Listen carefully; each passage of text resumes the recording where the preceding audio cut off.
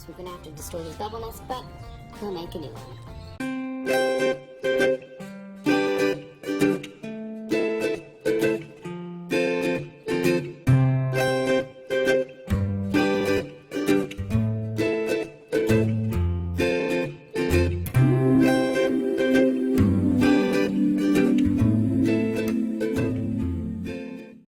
Hey everyone, so today I'm going to be cleaning my fish bowls, and so I decided that I would show you how I do that.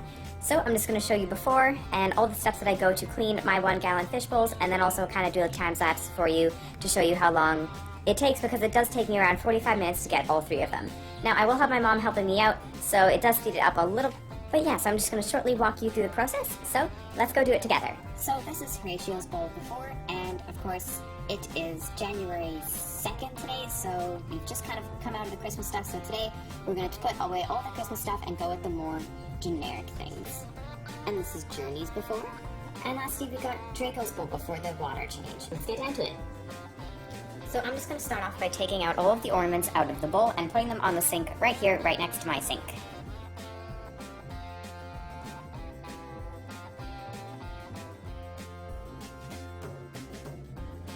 Now one thing to always remember is make sure that you don't have any soap on your hands, because the soap is toxic to your fish. And also kind of be aware of where he is at all times. I don't have to worry about with him so much as coming near my hand, but some of my other fish, they'll try to get right up there. So you just gotta be careful when you're moving the objects out of the bowl that you're not harming your fish in any way.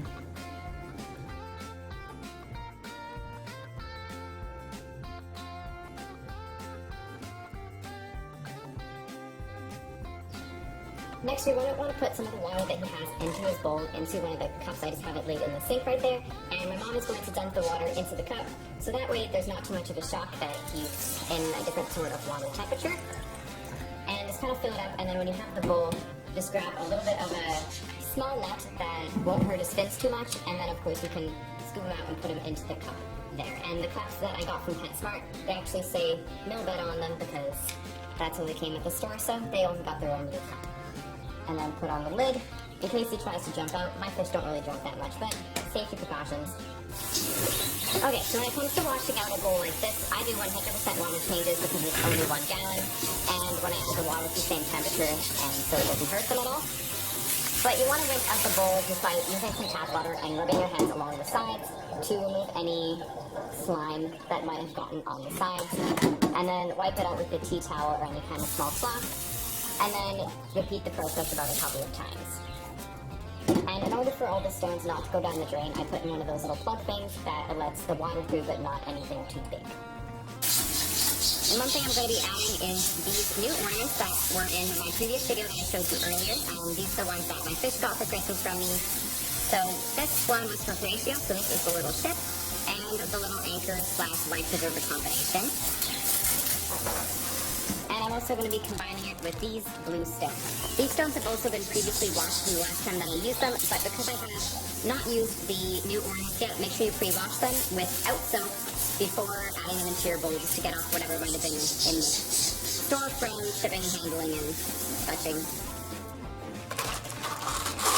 So because I only want to take half the stones because I'm I'm sharing these stones between 2 of my fish, I just use this little cup here, and I add them in this way. And I don't like to drop them from too high, just so they don't scratch up the base of the bowl. And once I think I got about half, I just smooth them out, and then I can start adding the decorations. So here's the ornament, and to just clean it, just get some water, make sure it's not too warm, and run it under the water like so. Wash off the plant, and all the little crevices inside, just to get any dust or anything that could be on it. And we're just going to place it in the bowl. I'm putting it right up front. And I'm also going to rewash his plant that he had earlier, this one here, because he does like to lie on these leaves, so even though I'm kind of done with this plant, he's not, so I have to put it back in. And then I'm also going to wash the life preserver and add that into here as well, and then he should be pretty much done. And there you go. So his theme is kind of like a nautical theme, so that's kind of what I was going for. So now to add the water, you want to make sure that you add the water to the bowl about the same temperature that he came out of. So as I'm just going to pan over to the sink here, basically what you're going to do is fill this up with water that is approximately the same temperature as the water he came out of. And I have a little thermometer that just floats inside of there. And make sure the temperature is around the same. Theirs is kept at around 80 degrees Fahrenheit, which is around 26 degrees Celsius. And once it hits that temperature, then add in your water conditioner, and that should be at the instructions that are on the bottle. So this is the water conditioner that I use. It is the API Beta water conditioner. And this one was around $4 from PetSmart. The instructions for this one are to use a half gallon or a half teaspoon per gallon. So this one carries about 2 gallons, so generally I add a teaspoon into this bucket. So when the water hits the right temperature, I'll add this to it, and then we can add the water into his bowl, and I'll probably have enough left over to fill up another one. So the water is now pretty much set at 80 degrees Fahrenheit, which is where it was. So we're adding in the teaspoon of water conditioner, and then just kind of let it mix. And how we mix it is we just use this plastic spoon and we stir it around because we want to make sure that the water conditioner is spread out evenly throughout all of the water. So now I'm scooping up the water and, well, my mom is, and putting it into the bowl now. And the reason we do this is because the bucket is like really heavy, so I can't actually pick it out because I'm not strong. So we pour it in through the cup that way, and also the easier you spread it, it doesn't like knock the stones or anything into the ornaments, so it keeps everything relatively steady.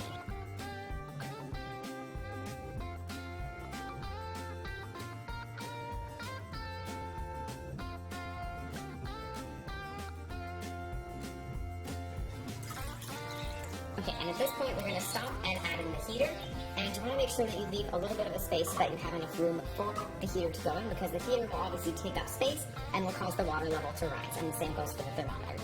So we'll add that in, but first, gotta wash it. So now I'm going to add in his heater now that we have washed it.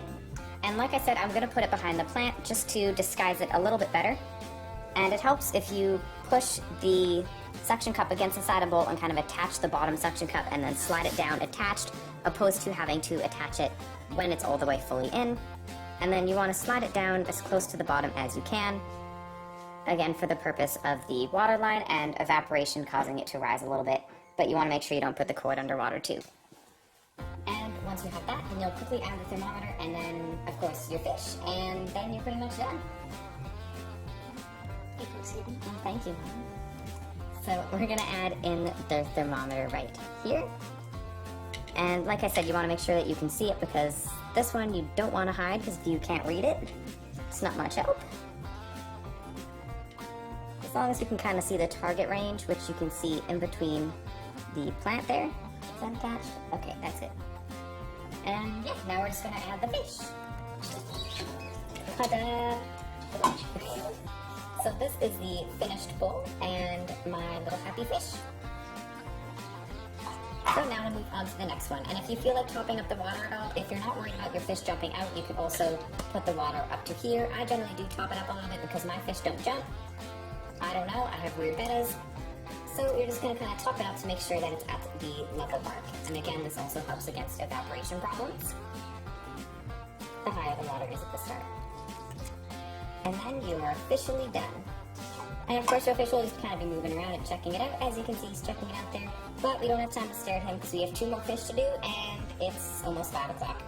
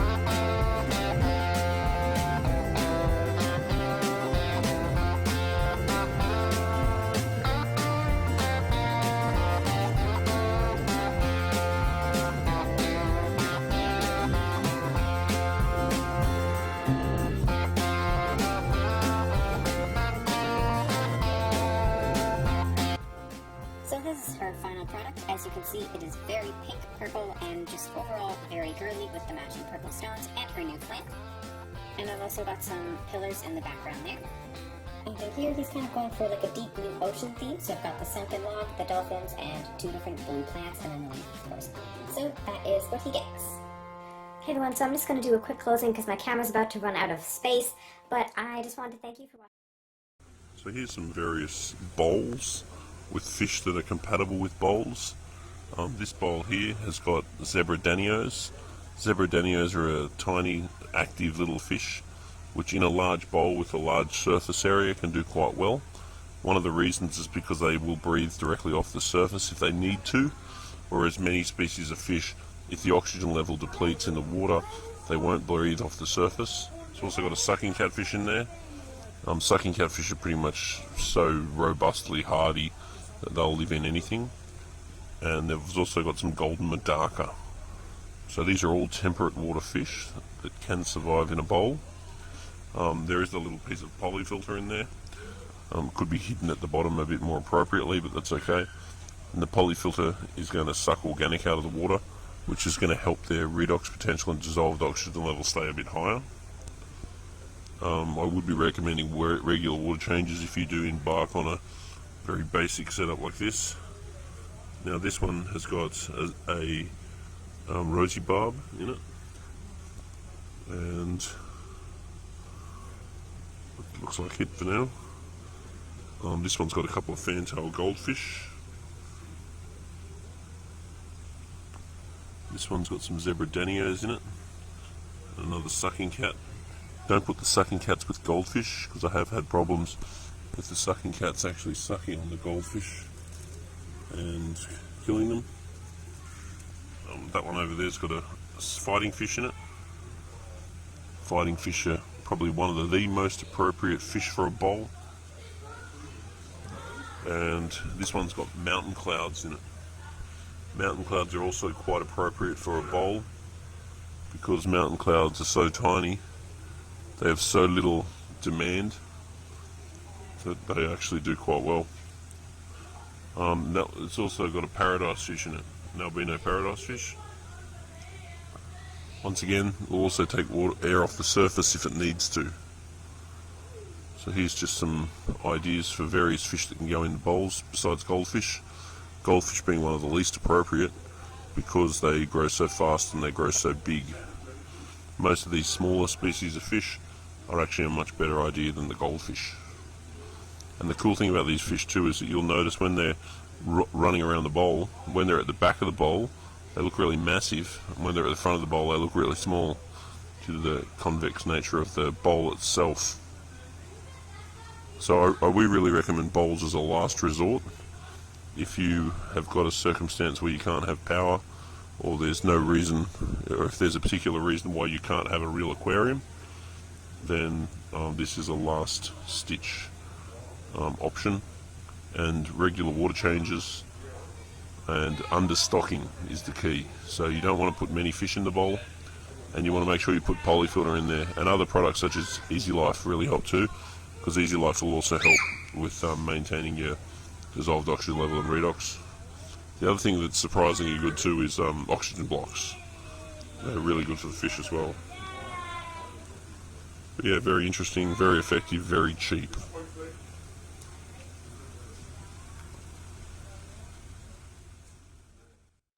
Here we have My First Fish Bowl by Penny Industries, and everything on this table is included in this set. The fish tank itself holds 9 litres, which is just under 16 pints. It comes with a stand and a lid.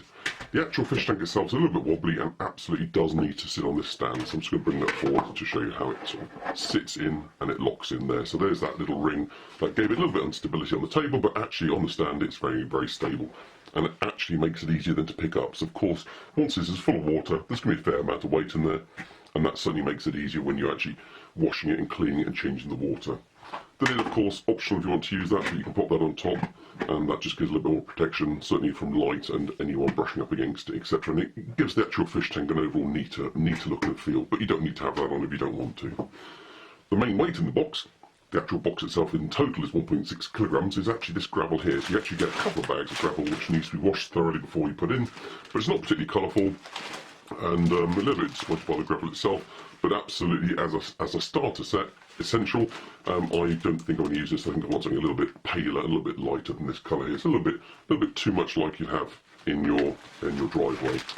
That's there.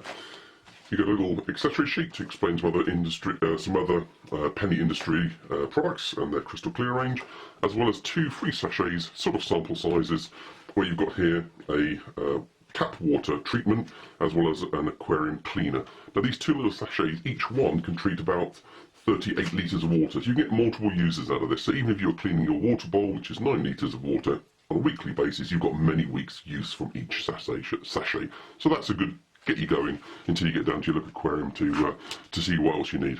And of course, last but not least, you get included a very simple but fun coloured plastic plant that has got a weight to the bottom that just sits in the very bottom of the fish tank there and gives it a little bit of fun, and certainly an object for your goldfish or fish to swim around. And all in all, that's quite fun. Obviously that would be better weighted and balanced once you've got some gravel inside. Now regarding the size of this fish tank, it being 9 litres, it's only about suitable for a couple of goldfish. So the typical rule of thumb is inch from the head to the point of the tail. Per inch of goldfish needs about 5 litres.